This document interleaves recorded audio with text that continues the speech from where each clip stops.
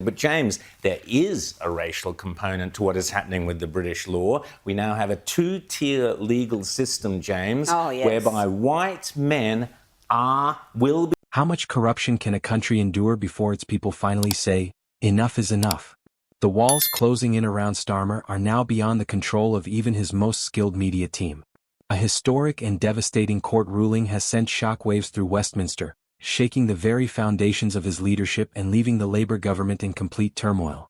The Chief Justice's verdict has exposed a scandal so deep and shocking that even King Charles is reportedly taken aback. This ruling could mark the beginning of the end for Starmer's era. I have been on air. You'll be pleased to know that, you remember this whole hoo-ha about that when it comes to sentences, there should be softer sentences from people from ethnic, cultural or faith minorities. And you had Shabana Mahmood, the Justice Secretary, say this is absolutely not right. We don't want this. I'm from an ethnic minority. I wouldn't want to be treated differently. She said, I've been clear in my view that these guidelines represent differential treatment under which someone's... This ruling isn't just another minor political setback. It's a full-blown charge sheet against Labour's reckless governance. The numbers are staggering. £22 billion of taxpayer money has vanished into thin air.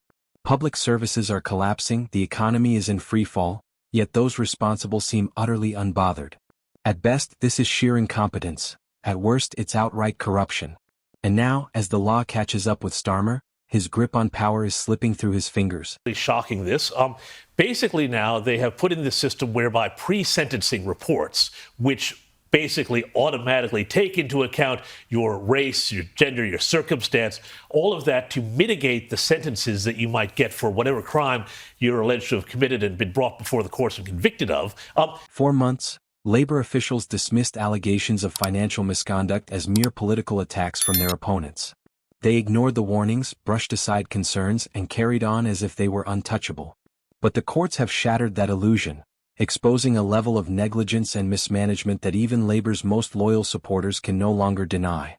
The entire country is watching, the media is circling, and Starmer has nowhere left to hide. At the heart of this scandal lies one pressing question. Where did £22 billion go?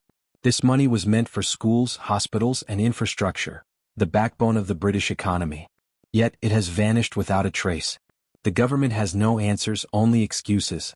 Rachel Reeves, Starmer's embattled chancellor, was the first to be thrown under the bus, sent out to break the bad news in a desperate attempt to shield him. But the British public isn't fooled.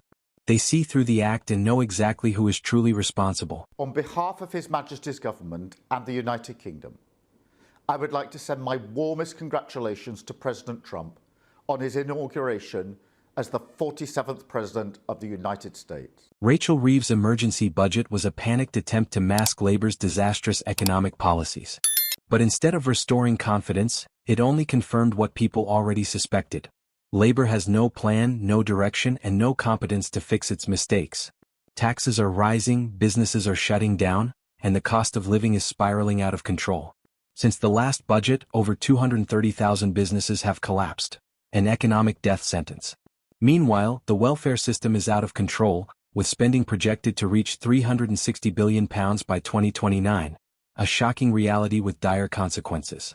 The working class is struggling, pensioners must choose between heating and food, and taxpayers are paying more while getting less in return. Starmer has no real answers, only excuses.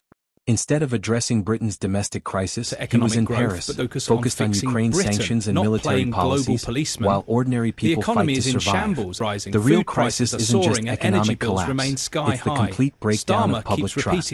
Prices are soaring, taxes are crushing workers, and basic services are failing. No one believes Labour's empty promises anymore. The question now is, will Labour take responsibility? Will Starmer resign?